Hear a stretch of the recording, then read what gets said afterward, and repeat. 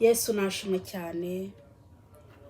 Yesu nashimwe abakunzi ba Holiness Philadelphia. Ndabashuhuje mwese amahoro y'Imana bane namwe. Ndashuhuje abantu bose bumviriza ubutumwa bwiza. Yesu Kristo nabaha umugisha.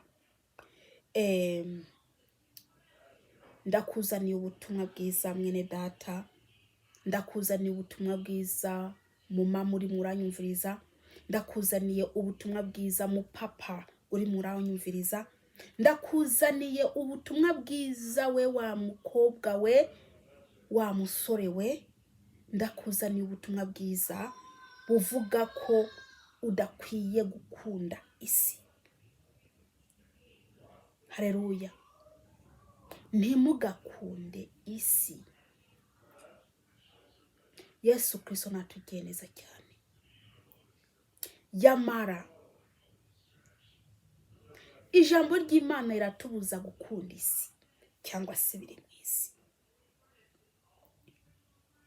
Ijambo ry'Imana ririko iratubuza gukunda isi kubera ko hari ingaruka mbi. Iyo umuntu akunze isi nta gukunda Imana kuba kuri muri we. Yamara abakristo barimo barakurwa n'isi. Abakristo barimo barasubira ku byo barutse. Abakristo barimo baraja gusubira muri bya bindi barutse.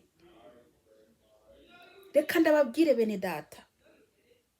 Iyo umuntu asubiye mu byo yarutse ni hano uzacu usanga yagwaye ubwangati, yagwaye indwara zitandukanye, kubera ko biriya uba ugiye kurya warutse kandi wanasize biba birimo uburozi.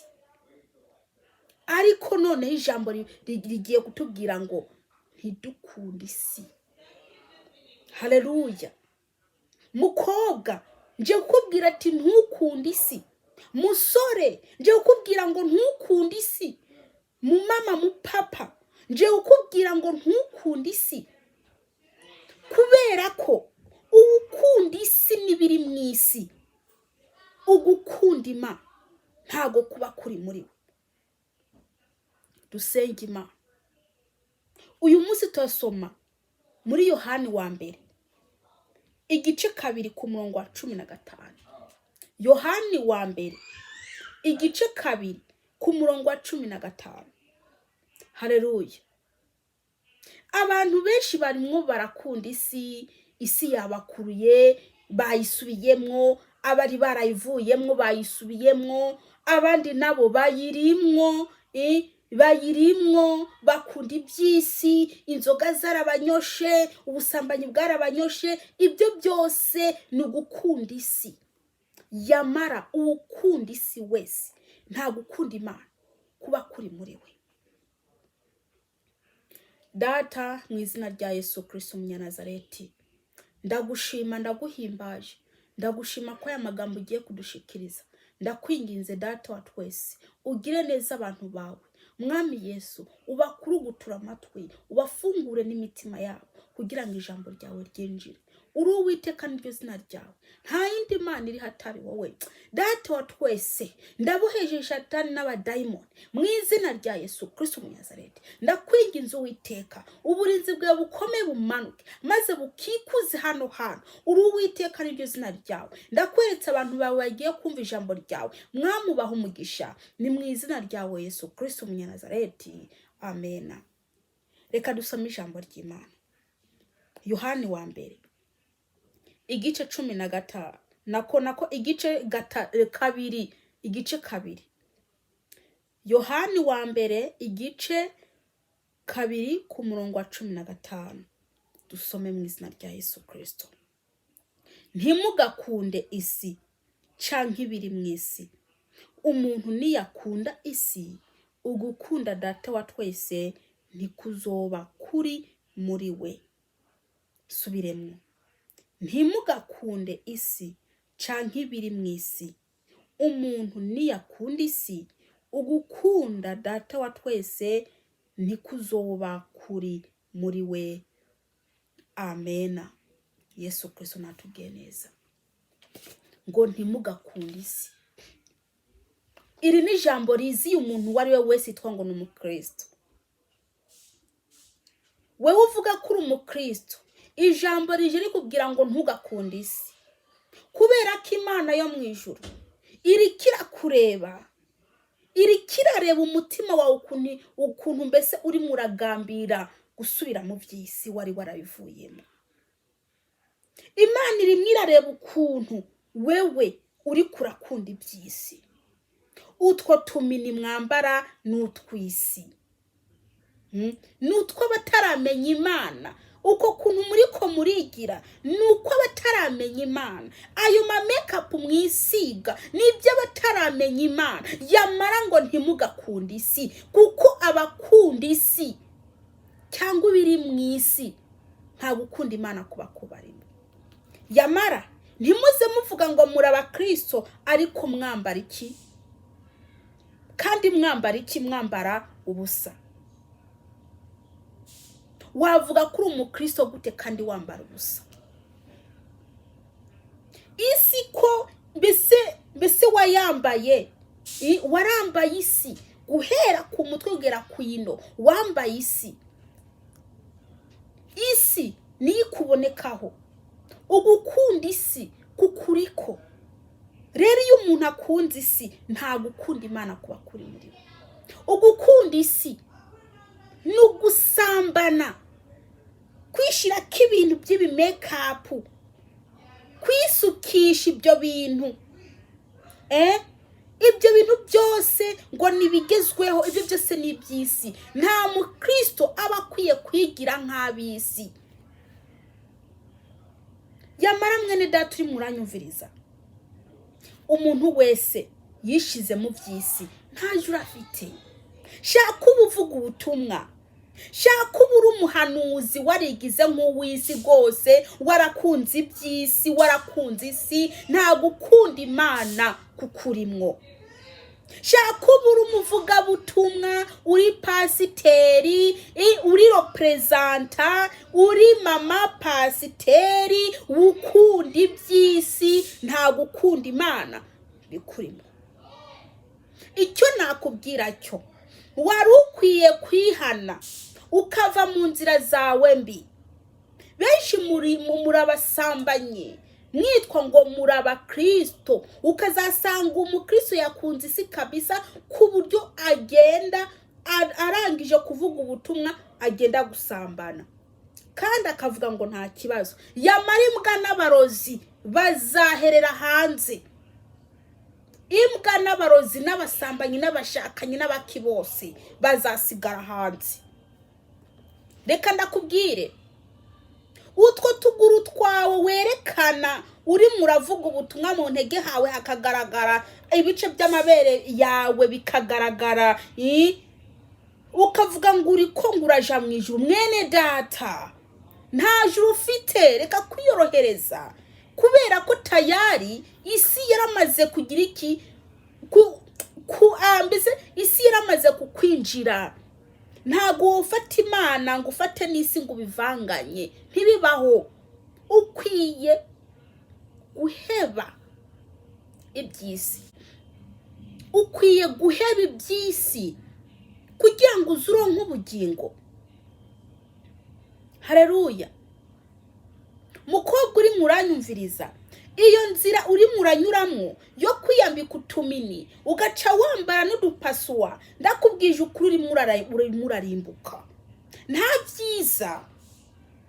Ugira ngo urapendeje, naho ntago ari ugupendeza. Wafashe isi wayishizeko, ukunda isi. Utwo tuntu mwisiga ku minwa ngo muri kumurashaka kuba beza, ndakubwije ukuri nta muntu yihinduye azigira aja mu bwami bw'Imana namba na hatoya.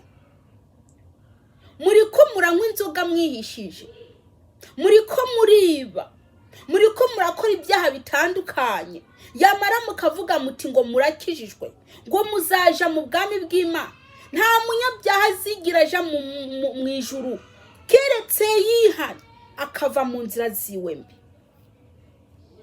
Nta munyabyaha munyabyaha azigira aja mu bwami bw'Imana. Nta musinzi azigera aja mu bwami bw'Imana. Nta soma dukeya azigera aja mu bwami bw'Imana keretse yihanye, keretse aretse ibintu byiwe bibi arimo arakora. Yamara umunsi uraje waka nk'itanure, abibone n'inkozi z'ibibi zose uzabatongora, nta gashami nta n'agashitsi uzabasigara. Uwo n'umunsi uzatongora abantu bose banze kumva. Yamara mwene data ndakubwire, wewe udashaka kwihana, umenya ko mu muriro hariho abatumva bose badashaka kwihana bazarimbuka. Gusa icyo nakubwira, wari ukwiye gushaka Imana bigishoboka kibonwa. Wari ukwiye gushaka Imana ukihana ukava mu ngeso zawe mbi, ukemera ukakira Imana nk'umwami n'umukiza wawe, ukemera Kristo kakukontorora. Ndakubwije ukuri, uracafite inyota y'ibyisi. Niba Kristo akuri muri we, ari muri wewe, Kristo niba ari muri wewe, ukuntu akeneye kumera ni kubumera, ni kubumera mwene data. Bamwe nta Kristo mufite, nubwo muriko muragira muri yorohereza ngo murafite Kristo muri mwebwe, ntawe mufite kuko iyaba mwari mumufite mamusa nk'uko ashaka ko mwebwe musa. Umuntu yamaze kurya Kristo akamuhaga, nta nyota agira, nta nyota y'ibyisi, nta gukunda isi abafite, nta gukunda ibiri mu isi biba bimurimo, ahubwo aba yaranyuzwe kabisa, aba yaratoshetse na Kristo. Haleluya, aba yarahaze. Ariko mwebwe nta Kristo abarimo. Iyaba barimo mwarahaze, mwarahaze.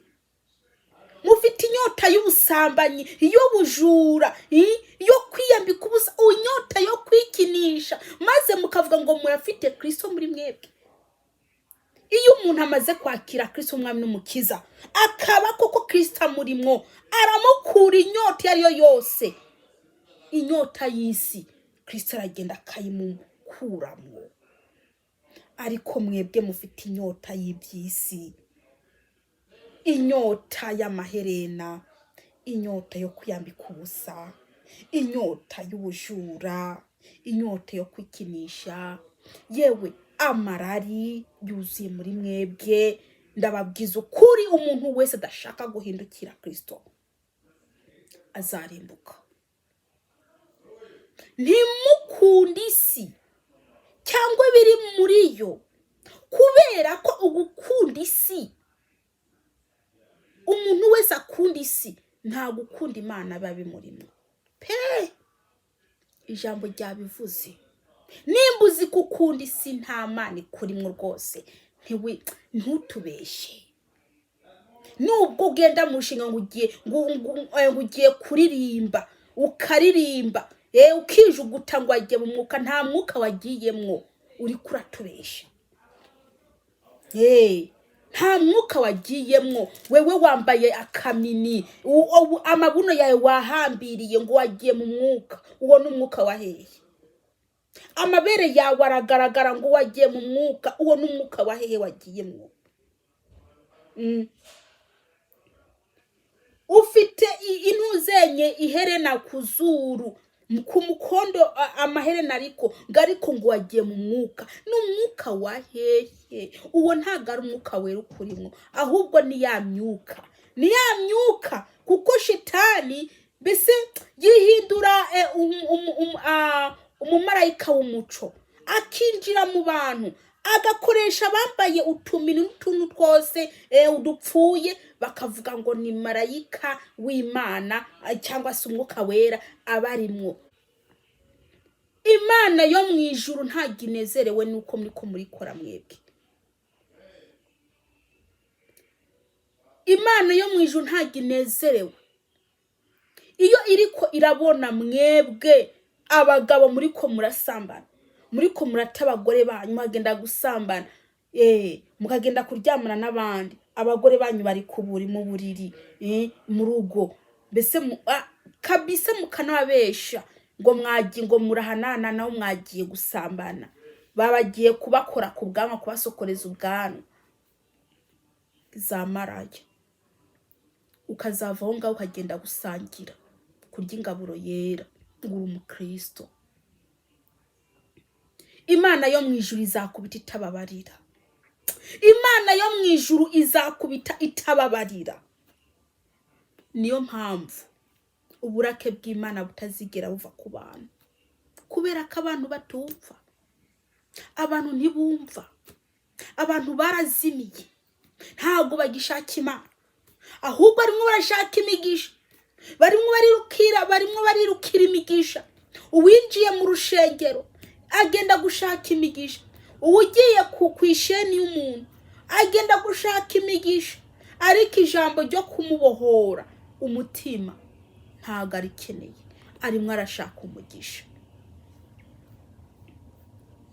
Mwene data, ndakubwiza ukuri, nimba udashaka gushaka Imana bigishoboka, hazagera igihe uyishaka uyibure.